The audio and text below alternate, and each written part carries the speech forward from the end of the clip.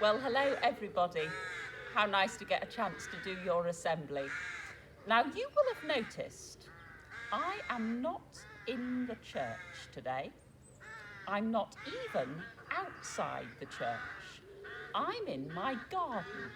And because I'm in my garden, you can hear lots of birds. They're rooks that are nesting in the trees near my garden.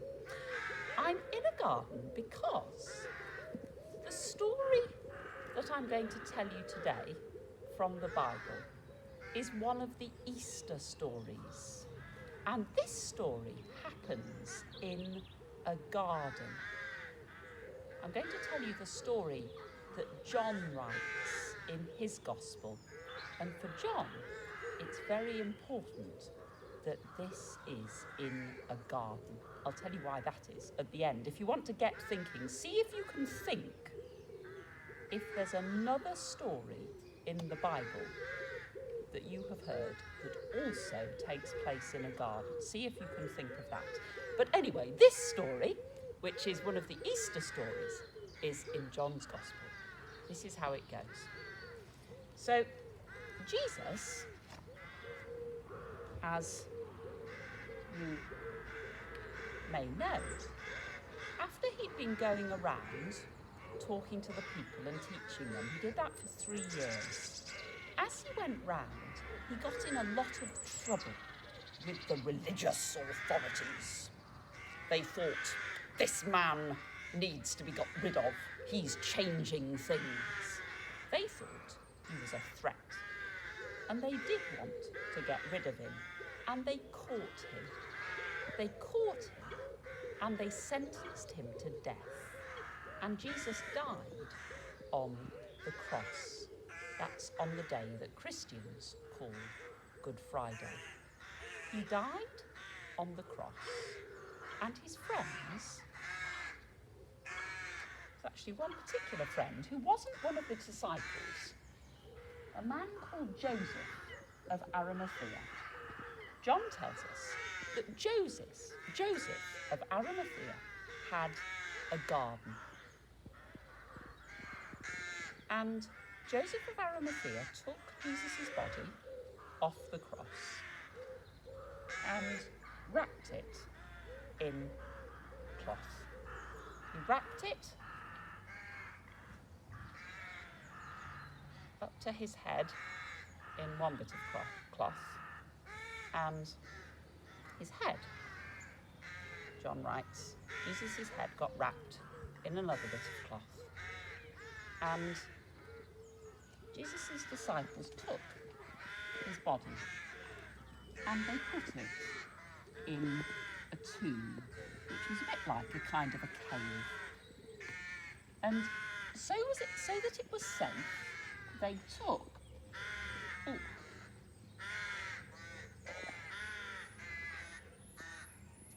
a really heavy stone. And they put the stone, they put it in front of the door to the tomb so that Jesus' body was safe. And that happened on a Friday. The disciples went home. The next day was called the Sabbath. That's a day when, on the Sabbath day, in the Jewish scriptures, it says that you mustn't do any work. They stayed at home on the Sabbath. The next day, the Sunday morning, one of Jesus' friends, it was called Mary Magdalene, not Jesus' mummy Mary, a different Mary. Mary Magdalene went to the tomb. She went to the tomb and she took with her, this is as close as I could get, she took with her some ointment. It was a tradition that after somebody died, you anointed their body. She took some ointment and she went to the tomb to anoint Jesus' body. And she thought, how am I going to move the stone? She didn't really know how she was going to do it, but anyway, she went. She I think she probably thought, well, I'll think of something when I get there. But to her surprise, when she got to the tomb, the stone had already been rolled away. She was really surprised, and she began to feel worried. And she looked inside. She looked inside the tomb, and oh no! Oh no! And she started to cry.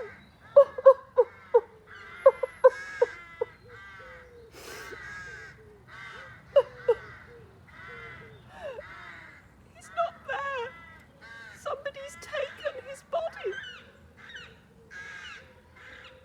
And as she looked inside the tomb, she could see the cloths.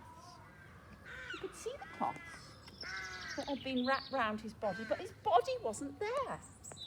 What she could see were two angels. Two angels. And as she cried, the angel said to her, "Woman, why are you weeping?" "I came to find Jesus, but he's not there. I don't know where he is." And then she heard something behind her, and she turned round. And there was a man standing there, and she thought, well, it must be the gardener, maybe he knows. And the man said, "Woman, why are you weeping? Who are you looking for?" I'm looking for Jesus. He was there, but if you've taken him away, tell me where he is so that I can go and anoint him. And the man said, "Mary."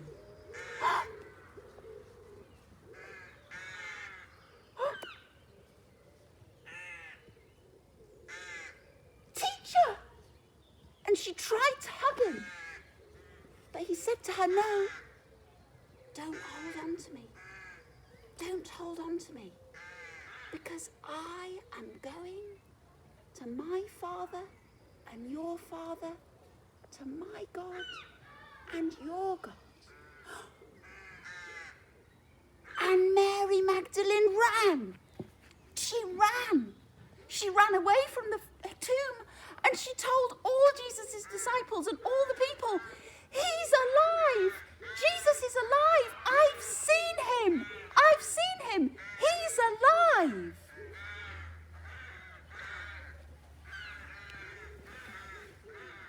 And that is how John tells the Easter story. Now, I asked you a question at the beginning. If you could think of another story in the Bible where there was also a garden, have a little think. Here's a clue. It's a story near the very beginning of the Bible. When I look in mine, I'll show you a picture. See what it says? It says the story of creation. Do you remember the story? The story that in 7 days God made the world and he made people. And the story says he put them, Adam and Eve, in a garden.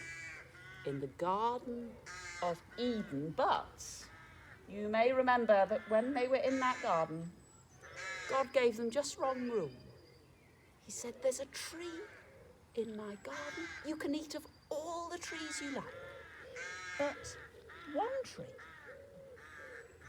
you mustn't eat its fruit. Don't eat that one." Do you know what they did? The serpent came. The serpent said, "Go on. You can eat it. It'll be all right." And they did. They did.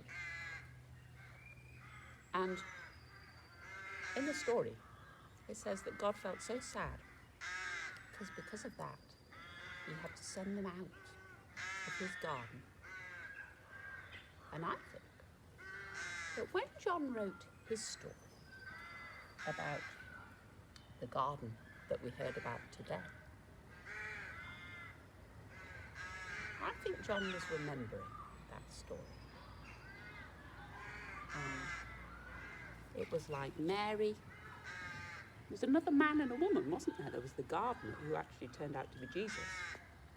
And there was Mary, a woman. And Mary felt so sad. But Jesus said, Mary.